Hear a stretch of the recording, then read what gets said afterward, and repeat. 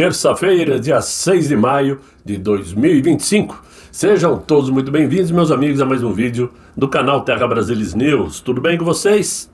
Desejo que sim, claro. E olha só, outra vez, é o fundo do poço ou tem mais, minha gente? Parece que lá no fundo do poço ainda tem um ralinho que dá para vazar mais coisas, não é possível. É sobre isso que nós vamos falar. Por quê? Porque a Polícia Federal e o Ministério da Previdência Social deflagraram hoje pela manhã uma outra operação de nome Egrégora contra uma associação criminosa que fraudava os cofres da União, para variar, criando, vejam só, idosos fictícios, pessoas que nunca existiram, e recebendo benefícios do INSS. Aí vem aquela questão que todo mundo costuma comentar. A Previdência não tem dinheiro mais para sustentar os aposentados. A Previdência vai quebrar em 4, 5 anos. Mas é lógico que vai, desse jeito vai. E os idosos não têm culpa alguma. Não, é porque os idosos estão vivendo mais. Antes a expectativa de vida era de 60, 70 anos e agora é quase 80. Isso não tem nada a ver. Antes os jovens começavam a trabalhar mais cedo e agora começam mais tarde. Isso é verdade, mas não justifica. Porque quem trabalha, quem contribui no imposto de renda, está também contribuindo com o INSS o tempo todo.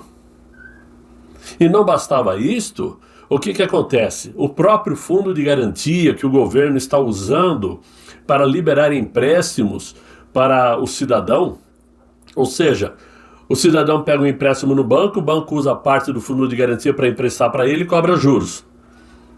Esse é um outro escândalo que as pessoas pararam de comentar. Então eu pago juros sobre um dinheiro que é meu mesmo. E aí esses juros são tão altos que vai derrubando o montante do fundo de garantia. O fundo de garantia vai derretendo. Quando você vai se aposentar, você não tem nada de fundo de garantia para receber. Então é um acúmulo de escândalos, claro, sem contar aí todo esse blá blá blá aí do INSS. Mas no caso de hoje, segundo a Polícia Federal, o grupo criminoso atuava criando pessoas, inventando pessoas, falsificando certidões de nascimento, documentos de identidade e comprovantes de residência para fraudar o INSS. Montavam um boneco.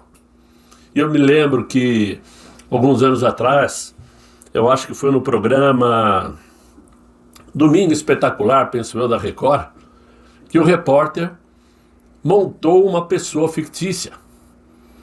Ele foi aqui, parece que na zona sul em Santa Maria, em São Paulo, comprou uma identidade, comprou um CPF, comprou uma carteira de trabalho, comprou tudo, montou um cidadão.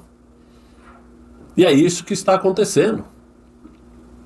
A maioria das fraudes envolvia benefícios assistenciais para idosos de baixa renda.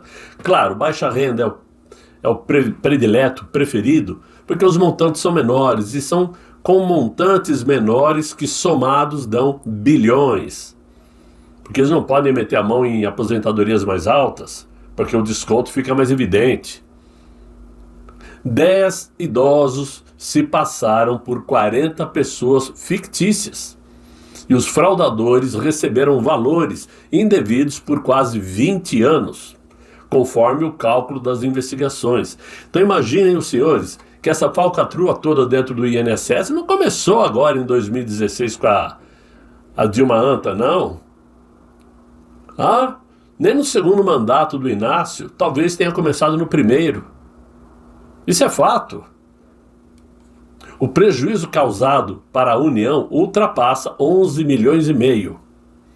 A Polícia Federal diz que a operação evitou um prejuízo adicional superior a 5 milhões e 200 mil reais aos cofres públicos. Eu fico me perguntando até onde vai a verdade, mesmo dentro de uma descoberta dessa da Polícia Federal, porque nós sabemos perfeitamente que quando eles querem encontrar falcatruas, eles encontram. Toda vez que eles tentam ir atrás de uma investigação de verdade, eles conseguem. Só não fazem quando é de interesse dos conservadores, dos brasileiros que realmente trabalham, dos patriotas, dos que contribuem. É isso que eu tenho enxergado. Por quê? Mesmo diante de tantas descobertas, tantas falcatruas, eu não vejo ninguém preso. Além disto, agora, tem mais. A Polícia Federal está investigando também descontos em aposentadorias de pessoas que já faleceram. Pessoas que já não estão entre nós. E pelo que parece, é outro buraco sem fundo, porque imaginem os senhores há quantos anos estão fazendo isso. Por incrível que pareça, nesse caso, é necessário, evidentemente, estarem envolvidos não somente o INSS, que facilita esses grupos tomarem dinheiro de aposentados, mas estão envolvidos também a Dataprev, que detém toda a documentação do governo, né? A partir do momento que o cidadão falece e é emitida uma certidão de óbito, isso fica arquivado no Dataprev também, né? E também estão envolvidos os bancos. Por quê? Os bancos são os primeiros, já que qualquer aposentado precisa estar cadastrado em uma agência bancária para poder receber seus benefícios. E em primeiro lugar, o que o banco faz? Ele cadastra a pessoa através do número do benefício e do CPF. Todos nós sabemos que a partir do momento que é emitida uma certidão de óbito, o CPF desaparece. Simples assim. Então, é uma situação que mostra que o buraco é extremamente alto ou extremamente fundo e que vai aparecer muito mais coisa, porque essas investigações estão começando agora. Então, até que os montantes anunciados até agora de 96 bilhões acabaram de aparecer no ano só de 2023. E as outras descobertas aí já se sabe que há 20 anos estão ocorrendo.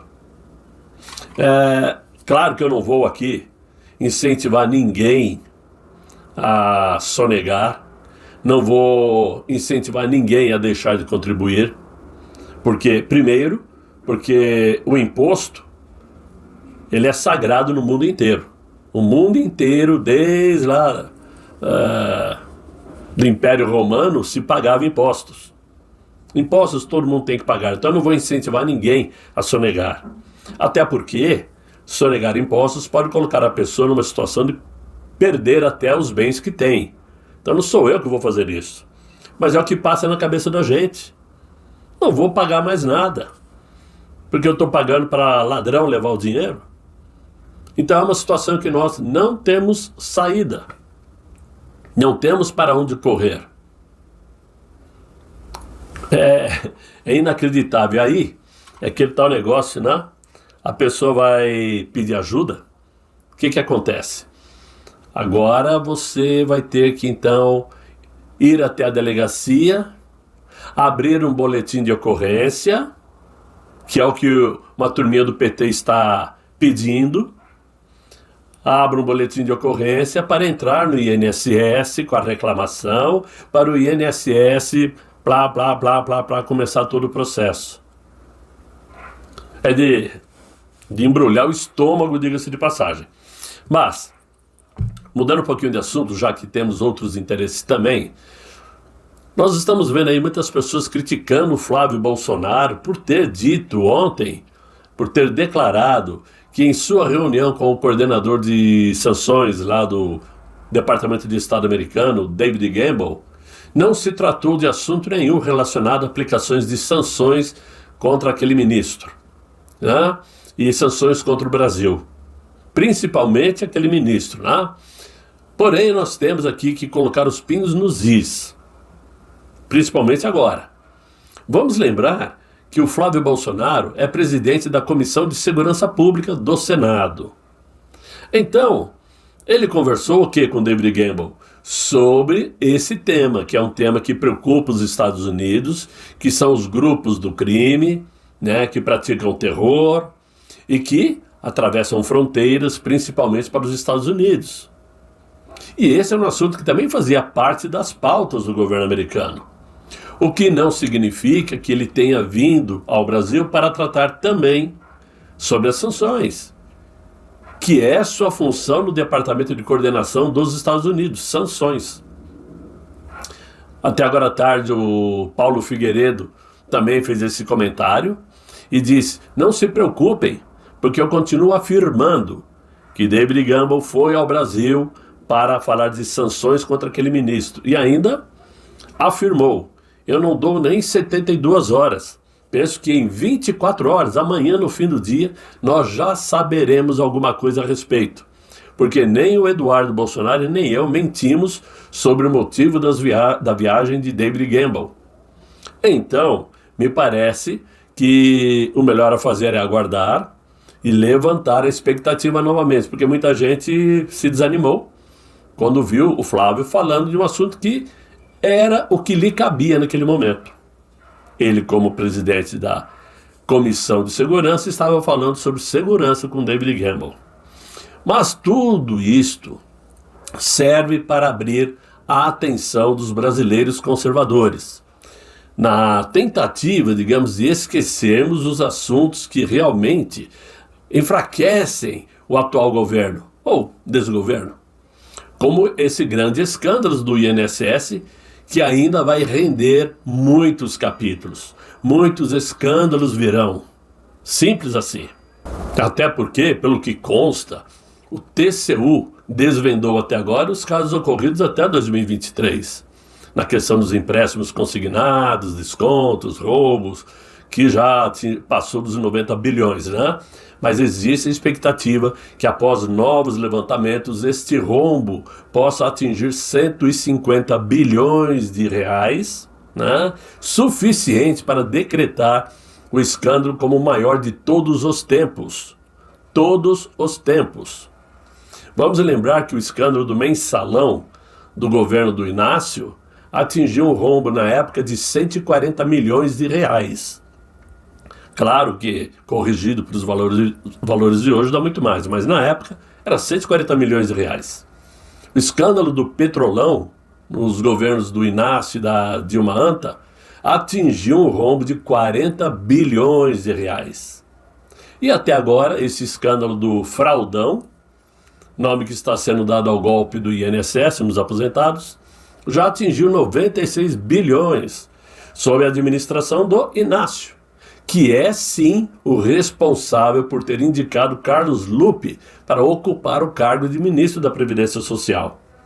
Ele, que já havia sido demitido em 2011 após denúncias de favorecimento a ONGs, enquanto ocupou o cargo de ministro do Trabalho do governo da Dilma Rousseff, por influência de Inácio.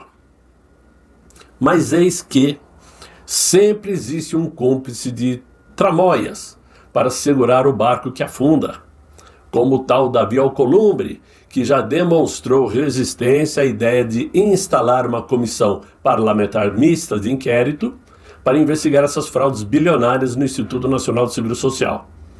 Né? Tanto é que ele embarcou para Moscou junto do Inácio. Maravilha, hein? A sinalização do Davi Alcolumbre repete o mesmo comportamento do presidente da Câmara, Hugo Mota, que também já sinalizou segurar a iniciativa de fazer uma CPI do INSS na Câmara, e que também foi pedido pelo Partido Liberal, como sempre. Enquanto isto, o Palácio do Planalto entende que a solução para devolver o dinheiro roubado dos aposentados e pensionistas deve passar por decisões da Justiça. Ou seja, inclusive está sendo proposto uma reunião entre o Palácio do Planalto, o Instituto Nacional do Seguro Social e o Supremo Tribunal Federal, junto com a Defensoria Pública, para discutir a maneira como reembolsar os aposentados. Vai fazer parte da reunião também, provavelmente, a Advocacia Geral da União e o Conselho Nacional de Justiça, para tratar do assunto. Ora, a razão dessa reunião é que na avaliação do governo, não haverá recursos públicos suficientes para suprir toda a demanda, para devolver todo o dinheiro aos que sofreram prejuízos.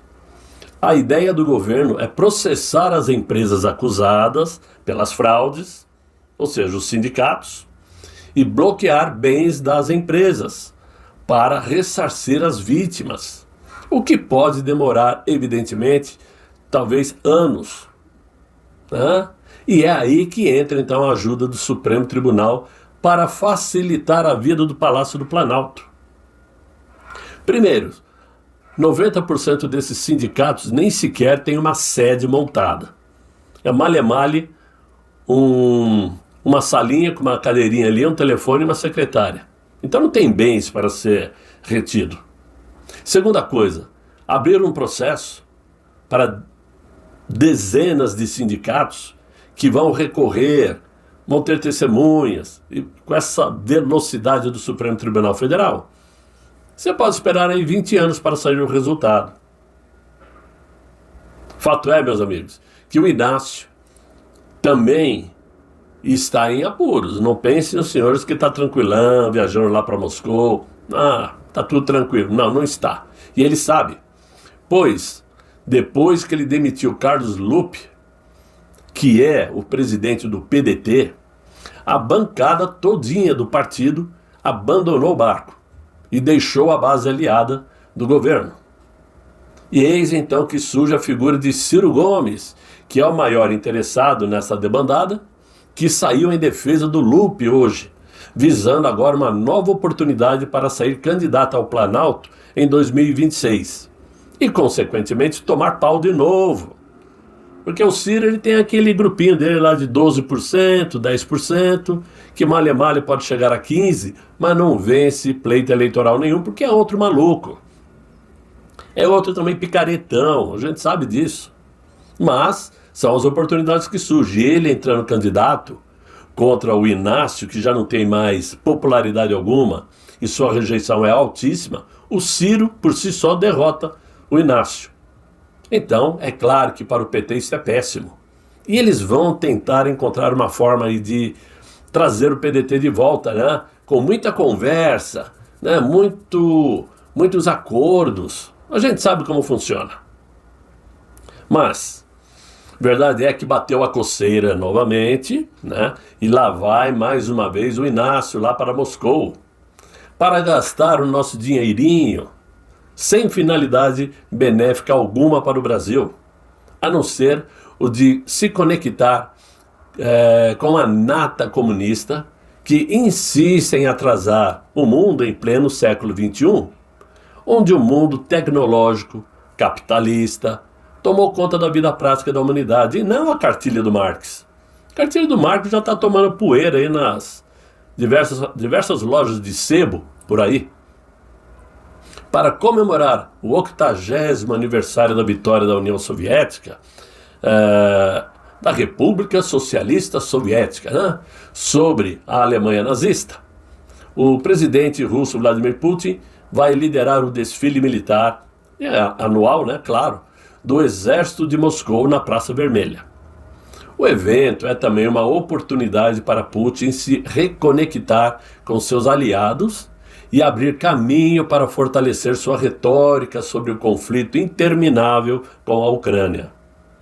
Até agora, o Kremlin confirmou a chegada de pelo menos 14 líderes muito próximos de Moscou, alguns dos quais são conhecidos por oprimir cidadãos nos países que governam. Entre os convidados, evidentemente, estarão presentes no dia da vitória o presidente chinês Xi Jinping, o chefe de Estado da Bielorrússia, Alexander Lukashenko, desculpem, o ditador chavista Nicolás Maduro, o seu homólogo cubano Miguel Díaz-Canel e, claro, o inquilino do Palácio do Planalto, que vai reencontrar a Janja, que já se encarregou de detonar os bolsos dos brasileiros, comprando lambanças, passeando, usufruindo, comendo em restaurante caro, em hotel de luxo e nem aí com a peteca. Vejam a lista aí dos convidados do Vladimir Putin. A reunião convocada por Putin também contará com a presença de outros líderes de Burkina Faso, Vietnã, Azerbaijão, Palestina, Tajiquistão, Turcomenistão, Cazaquistão, Quirguistão, Uzbequistão, não sei onde estão, é muito estão, né? E a Armênia, né? Muito bem. Segundo aí o porta-voz do Kremlin, o Dmitry Peskov, a Rússia terá o maior prazer em ver todos aqueles que desejam celebrar esta grande data conosco. Isto é especialmente importante agora, quando o nazismo voltou a se enraizar na Europa. A declaração faz referência ao fim da Segunda Grande Guerra, quando ainda a União Soviética fazia parte dos aliados, junto dos Estados Unidos e do Reino Unido, para derrotar a Alemanha de Hitler, que tinha o apoio na época da Itália e do Japão.